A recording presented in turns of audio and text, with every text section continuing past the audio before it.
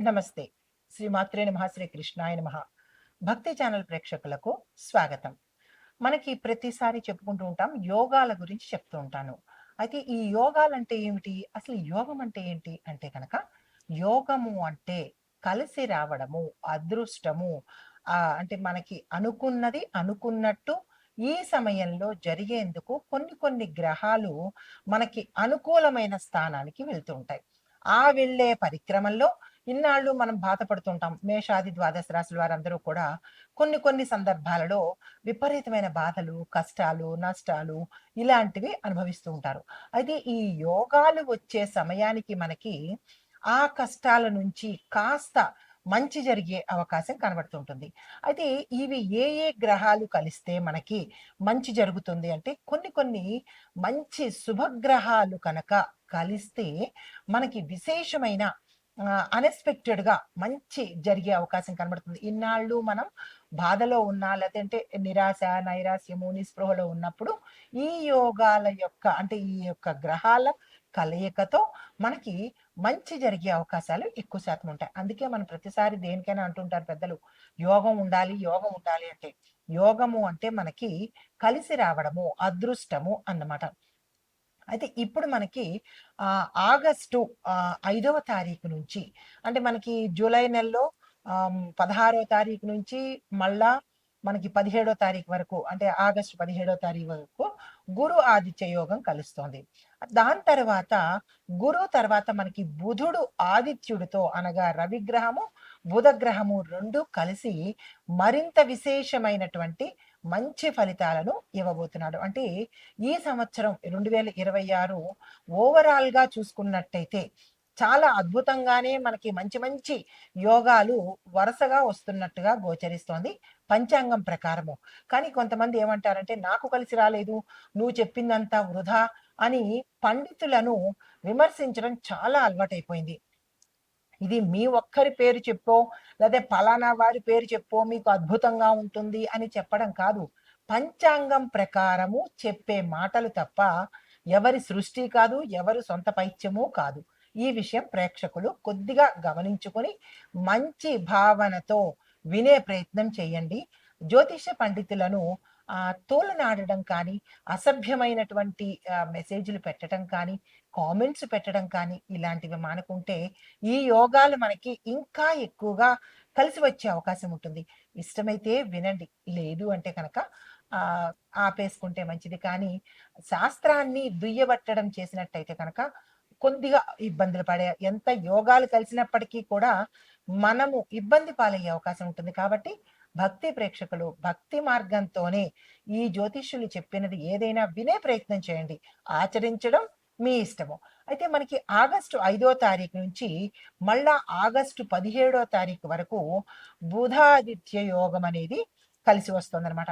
అంటే ఇందులో బుధుడు, రవి ఈ ఇద్దరూ కూడా మనకి ఒకే రాశిలో సంచారం చేస్తూ మిగిలిన రాశులకందరికీ కూడా వారి వారి యొక్క జన్మ కుండలిలో ఏ స్థానంలో అయితే వీళ్ళు కలుస్తున్నారో ఆ స్థానము అద్భుతంగా ఉండేందుకు జరుగుతుందనమాట. అయితే ఇక్కడ మనం ఏం చేస్తామంటే ఈ యొక్క బుధాదిత్య యోగంలో 12 రాశుల వాళ్ళకి ఏ ఏ రంగంలో ఎలా ఉండబోతోంది అని నేను ప్రతిసారి చెప్పినప్పుడు ఉద్యోగము, వ్యాపారము, రాజకీయము, వ్యవసాయము, వాతావరణము ఇలా ప్రతి ఒక్కళ్ళకి కూడా నేను టచ్ చేస్తూ ఎవరెవరికి ఎలా ఉండబోతోందో అనేది సవివరంగా నేను మీకు తెలియచేసుకుంటున్నాను. అదే పరిక్రమంలో ఈసారి బుధాదిత్య యోగంలో 12 రాశుల వాళ్ళకి అందులోనూ విద్యార్థుల దగ్గర నుంచి ప్రతి ఒక్కళ్ళకు, స్త్రీలకు అందరికీ కూడా నేను ఒక్కొక్కటి వివరంగా చెప్తాను. చాలా మందికి పురుషులకేనా జాతకము అని అనుకుంటారు. తప్పు. అంటే మనము జెండర్ లేకుండా చెప్తారు. ఇప్పుడు మనకి పంచాంగంలో కూడా స్త్రీలు, పురుషులు అనేది ప్రస్తావన ఉన్నప్పటికీ సామాన్యంగా ఆ రాశిలో ఉండే ప్రతి ఒక్కళ్ళకి అన్నీ అన్వయించబడతాయి అనేది చెప్పదగినటువంటి విషయం అనమాట. అయితే ఇప్పుడు మనము మేషాది ద్వాదశ రాశుల వారికి ఈ బుధాదిత్య యోగంలో ఈ పీరియడ్‌లో ఎలా ఉండబోతోంది? ఎవరెవరికి మంచి జరగబోతోంది? అనే అంశాలు మీకు ప్రతి ఒక్కటి సవినయంగా, సవివరంగా తెలియచేసుకుంటాను.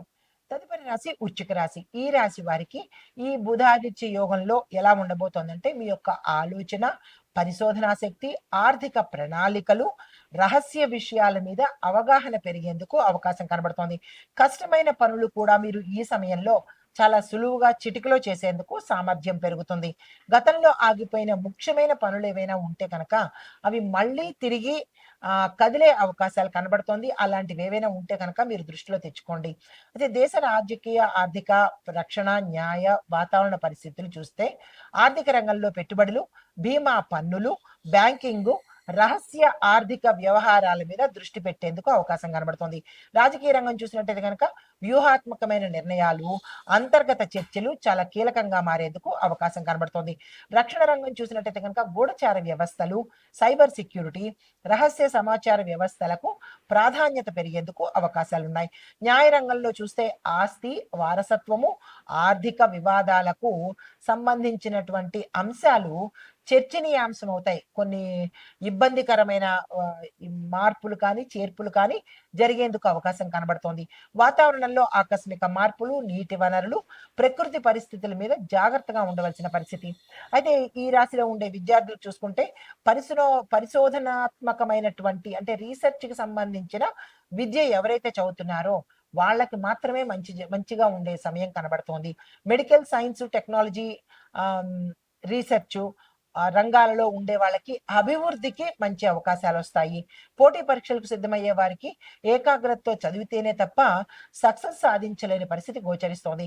రహస్య శాస్త్రాలు, జ్యోతిష్యము, ఆధ్యాత్మిక విషయాల మీద ఆసక్తి పెరిగేందుకు అవకాశం కనబడుతోంది.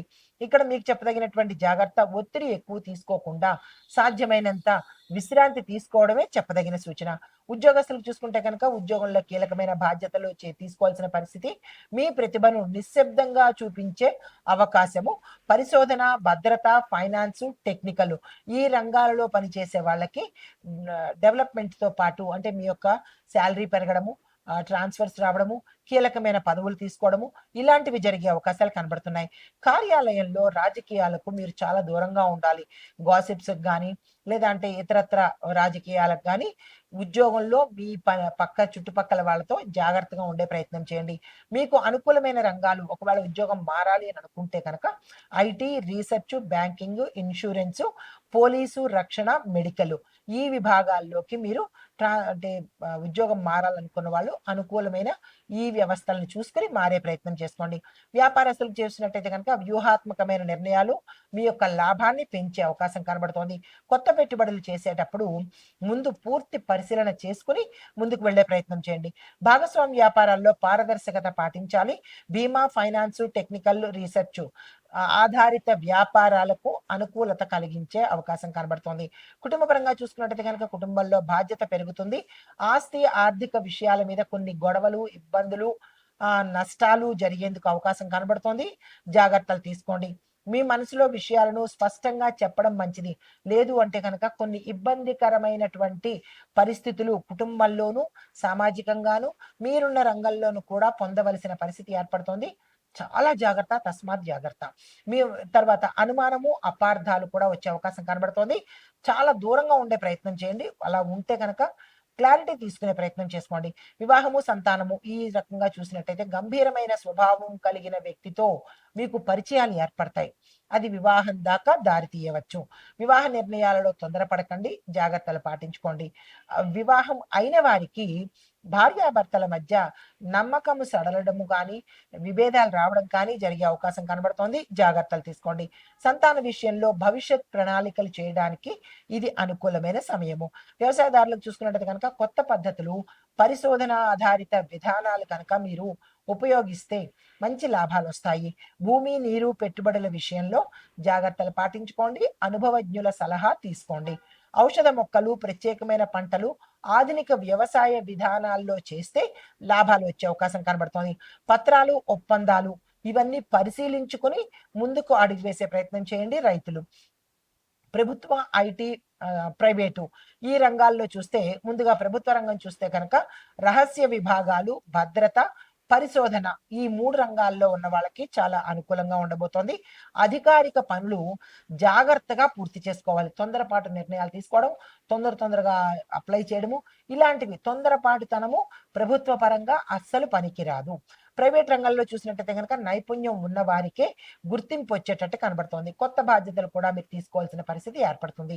ఐటీ రంగం చూసినట్టయితే గనక cyber security, data analysis, AI, software research రంగాలు ఈ రంగాల్లో ఉన్న వారికి విశేషమైన అవకాశాలొస్తాయి. తీసుకునే ప్రయత్నం చేసుకోండి. కలిసి వచ్చే రంగులు ముదురు ఎరుపు రంగు, గోధుమ రంగు, లేత ఆకుపచ్చ ఈ 3 రంగులు కలిసొస్తాయి. లక్కీ నంబర్స్ మీకు 9, 5, 8. వారాలు మంగళవారము, బుధవారము, ఆదివారము. పరిహారాలు ప్రతి మంగళవారము సుబ్రహ్మణ్యేశ్వర స్వామి వారి ఆలయ దర్శనం చేసుకొని హనుమంతుడి ఆరాధన చేసుకోవడం మంచిది. ప్రతి బుధవారము గణపతి పూజ చేసుకోండి. 5 గరికమాలలు స్వామివారికి సమర్పించే ప్రయత్నం చేయండి. కోపము, ప్రతీకార భావన ఈ 2 మీరు తగ్గించుకునే ప్రయత్నం చేయాలి. తర్వాత దానాలు కందిపప్పు, ఎర్రని వస్త్రాలు, పుస్తకాలు, అన్నదానము ఇవి దానాలు చేసుకున్నట్టయితే మంచి జరిగే అవకాశం ఉంది. చెప్పదగినటువంటి మంత్రాలు ఇక్కడ మీరు బుధ మంత్రం కన్నా కుజ మంత్రాన్ని ఎక్కువగా చదువుకోవాలి. ఓం అంగారకాయ నమః అనే మంత్రాన్ని తప్పనిసరిగా చదువుకోవాలి 108 సార్లు ప్రతి మంగళవారము. తర్వాత హనుమంతుడి మంత్రము ఓం హం హనుమతే నమః ప్రతి మంగళవారము ఈ కుజ మంత్రంతో పాటు హనుమంతుడి మంత్రం కూడా చదువుకున్నట్టయితే మీ జాతక రీత్యా, గోచార రీత్యా ఏమైనా ఇబ్బందులు ఉంటే తొలగిపోయే అవకాశం ఉంది. అయితే ఈ వృశ్చిక రాశి వారికి ఈ బుధాదిత్య యోగంలో వ్యూహాత్మకమైన ఆలోచనలు, ఉద్యోగంలో బాధ్యతలు, ఆర్థిక ప్రణాళికల్లో అభివృద్ధి కనబడడంతో పాటు మీ యొక్క రహస్యాలను కాపాడుకునే ప్రయత్నం చేసుకోవాలి. ఇది ఓవరాల్‌గా అందరికీ వర్తించేదే. సీక్రెట్స్‌ని మెయింటైన్ చేసే ప్రయత్నం చేయండి.